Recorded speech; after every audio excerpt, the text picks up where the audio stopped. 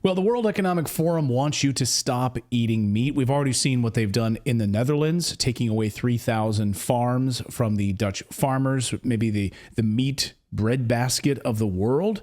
Just look at any of the menus and items that you order, and most of it comes from the Netherlands. Well, probably not for much longer. And now Ireland is getting in on the action. Their plan to combat climate change is to kill thousands of cattle so that the methane doesn't go into the atmosphere. Is that the solution? Redacted correspondent Dan Cohen is following this story out of Ireland. Dan, good to see you. This is more climate madness. Exactly. Clayton, the Irish government is considering wiping out 10%, an entire 10% of Ireland's cattle herds, which adds up to about 65,000 cows per year for the next 3 years. Now, it's still a plan. This is not etched in stone. It's from a Department of Agriculture modeling document, but it is under consideration. And the government insists that farmers and ranchers who would lose their cattle would actually be compensated, and that this would be a, quote, retirement exit scheme. In other words, to phase out cattle ranching altogether. So unsurprisingly, farmers, cattle ranchers are not taking kindly to this news. The Telegraph reports that Irish farmers revolt over plan for cattle cull to meet green target. It doesn't go into detail about what that revolt means, but if the Dutch farmers, if it's anything like that, then we might see some serious action in Dublin. But the article does quote Pat McCormick, the president of the Irish Creamery Milk Suppliers Association, who says, "We're the one industry with a significant roadmap, and to be quite honest with you, our herd isn't any larger than it was 25 to 30 years ago." Can the same be said for the transport industry? Can the same be said for the aviation industry? So his point, the cattle industry is exactly the same as it has been for decades, but it's the one being targeted. The CEOs of major companies aren't being told to fly less in their private jets. Billionaires aren't being told to dock their yachts. So this would cost, culling this cattle would cost $200 million, 200 million euros annually, which is about $214 million. So the government basically wants to spend taxpayer money in order to destroy food sources that are economically productive. And as you said, all of this is in the name of stopping climate change. There's a belief, some might say a superstition, that cow flatulence, which contains methane, is causing the Earth's atmosphere to warm.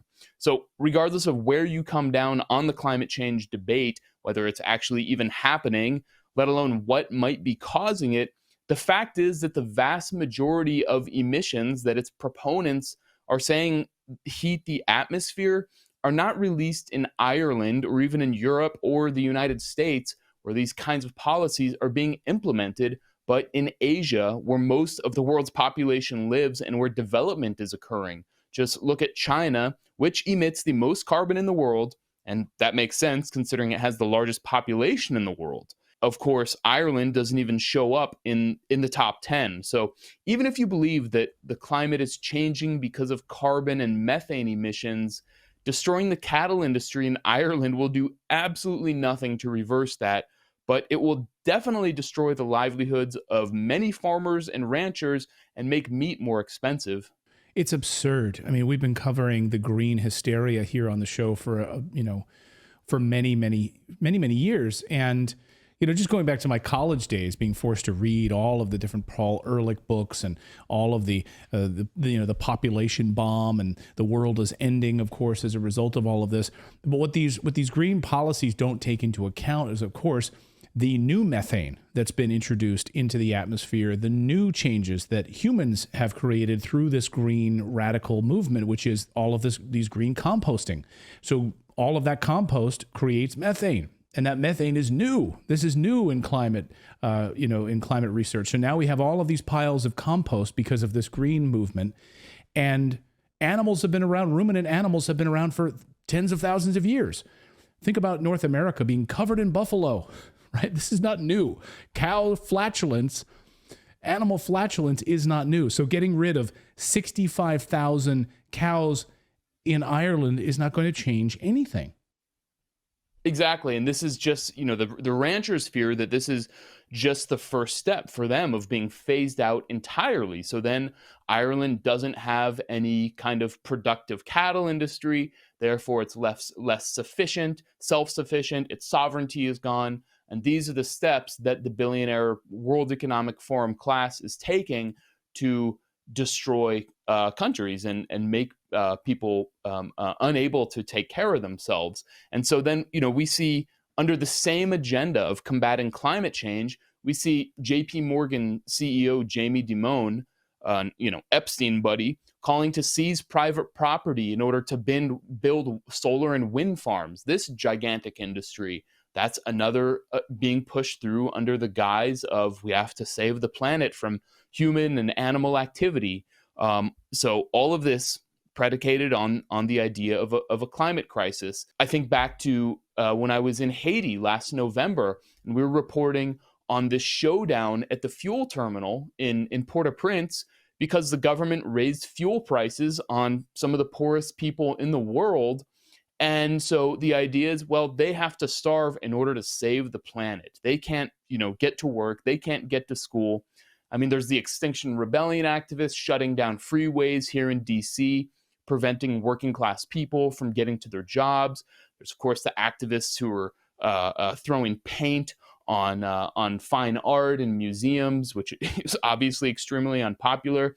Climate change has been floated as a reason for more lockdowns, which of course did incredible harm to the lower classes during the COVID era. So I mean, it's obvious that this is a very broad agenda, a multifaceted agenda, and there's a lot more in store. Well, as Alex Epstein writes in his great book, Fossil Future, it always adversely affects the poorest, right? And so we as an industrialized country or the industrialized European Union had thousands of years of growth and were able to use fossil fuels and were able to use coal. We're able to use things that brought us to modernity. And then we look upon these countries who haven't yet been able to industrialize in that way, and we tell them, you have to skip that step. Or holier than that, you have to skip that step and go right to solar and wind. And we now know the data, it's impossible for you to supplement an entire society's energy needs through solar and wind. The data is irrefutable. Almost the entire United States would need to be one giant battery in order for that to work. Almost everywhere you look, I think 70 or 65% of the entire United States would have to be a battery.